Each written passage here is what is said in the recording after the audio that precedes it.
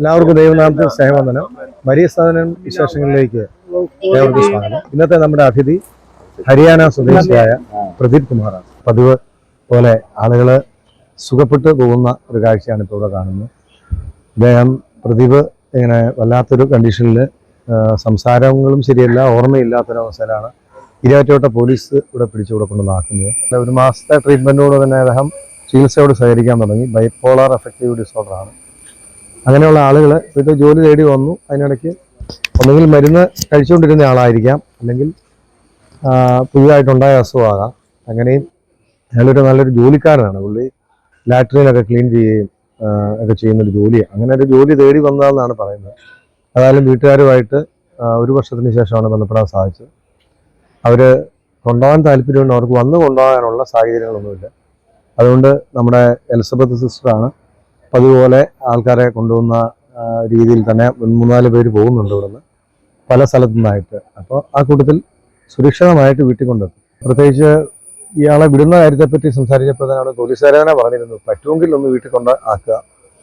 അപ്പോൾ അതിനുള്ള സംവിധാനങ്ങൾ ഇപ്പോൾ സാമൂഹ്യനീതി വകുപ്പ് വഴിയായിട്ട് തന്നെ റെഡി ആയിട്ടുണ്ട്. അതൊരു വലിയൊരു അനുഗ്രഹമാണ്. ഇവിടുന്ന് നിരവധി ആളുകൾ, എനിക്ക് തോന്നുന്നു ഹിന്ദി സംസാരിക്കുന്ന അധികം പേര് ഇവിടെ ഇല്ല.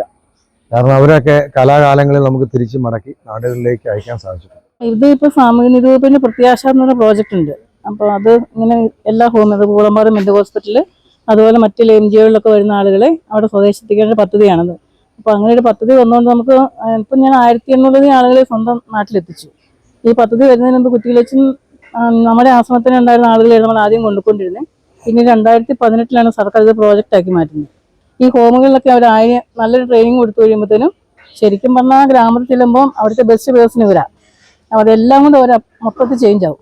പിന്നെ നോർത്തിലെന്നൊക്കെ പറഞ്ഞാൽ ഈ ട്രീറ്റ്മെൻറ്റിനെ കുറിച്ച് അവർക്ക് വലിയ അവയർനെസ് ഇല്ലാത്തതുകൊണ്ട് നല്ല ട്രീറ്റ്മെൻറ്റും കിട്ടിക്കഴിഞ്ഞ് കഴിയുമ്പോഴത്തേനും അവർ ശരിക്കും അവരുടെ ഗ്രാമത്തിനും അവരുടെ വീടിനൊക്കെ ഒരു അനുഗ്രഹമായിട്ട് മാറുന്ന സിറ്റുവേഷനാണ് നമ്മൾ കണ്ടേക്കുന്നത്. എക്സാമിനേഷനിൽ നമുക്ക് മനസ്സിലാക്കാൻ സാധിച്ച ബൈപ്പോളാർ അഫക്റ്റീവ് ഡിസോർഡർ മാനിയ ബാധിച്ച ഒരു വ്യക്തിയാണ് എന്നാണ്. അതിന് നമ്മൾ ട്രീറ്റ്മെന്റ് കൊടുക്കുകയും ട്രീറ്റ്മെന്റ് കൊടുത്ത് 1 മാസം കൊണ്ട് ഒരുവിധം നന്നായി കോഓപ്പറേറ്റീവായി നമ്മുടെ കൂടെ നമ്മുടെ സന്തോഷാന്റെ പരിചരണം കൂടെ ആയപ്പോൾ വളരെ കോഓപ്പറേറ്റീവായിട്ട് ഇവിടുത്തെ എല്ലാ കാര്യങ്ങളിലും സഹകരിച്ചും യോജിച്ചും പ്രവർത്തിക്കുകയാണ്.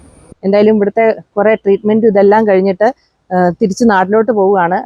അവിടെ 2 കുട്ടികളുണ്ടെന്നാണ് അറിഞ്ഞത്, വൈഫും കുട്ടികളും ഉണ്ട്. എന്തായാലും ഒത്തിരി നല്ലൊരു കാര്യമാണ്. കാരണം ഇത് മാനസിക പ്രശ്നമുള്ളവർ അലഞ്ഞു തിരിഞ്ഞ് ആ നാട്ടിൽ നിന്ന് ഇവിടെ വന്ന ഒരാളെ ട്രീറ്റ്മെന്റ് ചെയ്ത് എല്ലാം ഓക്കെ ആയി തിരിച്ച് സ്വന്തം നാട്ടിലേക്ക് പോവാണ്. ആള് വളരെ ഹാപ്പിയാണ്. സന്തോഷേട്ടനെ എത്ര അഭിനന്ദിച്ചാലും മതിയായില്ല. ഇനി നമ്മുടെ പോലീസിനെ സംബന്ധിച്ചാണെങ്കിൽ ഇങ്ങനെ ഈ പ്രശ്നമുള്ളവരെയൊക്കെ നമുക്ക് കൊണ്ടുവന്ന് ഏറ്റവും ഫസ്റ്റ് നമ്മുടെ ഓർമ്മയിലെത്തുന്ന ഒരു സ്ഥാപനം ഇതാണ്. ഞങ്ങൾ എപ്പോൾ കൊണ്ടുവന്നാലും അവർക്കൊക്കെ ഇവിടെ ആശ്രയം കൊടുക്കാറുണ്ട്.